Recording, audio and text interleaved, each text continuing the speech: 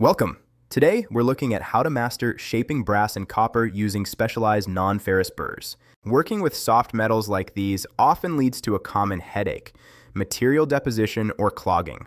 This happens when the friction heat causes the gummy metal to weld itself directly into the teeth of your tool. The solution is simple: switching to non-ferrous or aluminum cut burrs designed specifically for these alloys.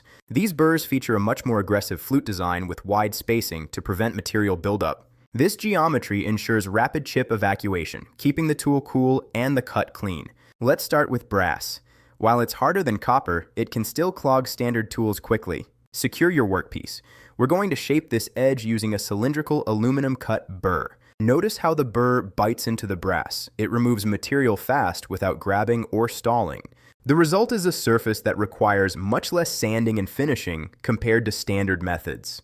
Now let's move to copper. Copper is significantly gummier and much more prone to deposition. Standard double-cut burrs will fail almost instantly here, turning your tool into a smooth, useless plug.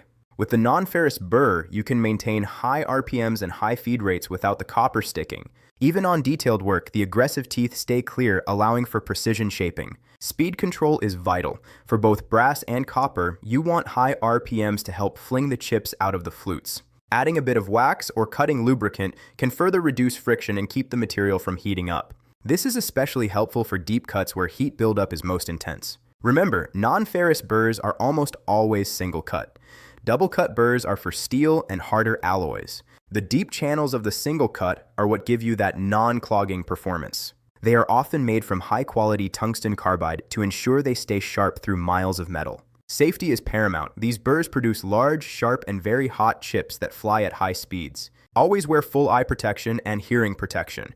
Gloves are a good idea, but watch for rotating tool hazards. Let the tool do the work. Excessive pressure will only generate more heat and lead to clogging, even with these burrs. A light touch results in better control and a much cleaner finish. If you do get a small amount of buildup, don't worry. It's easy to clean out.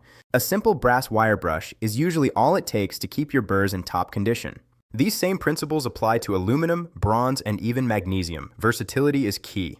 To recap, use non-ferrous burrs for soft metals, maintain high RPMs, and use light pressure for the best results. With the right tools, shaping these beautiful metals becomes a fast, efficient, and enjoyable process. Thanks for watching.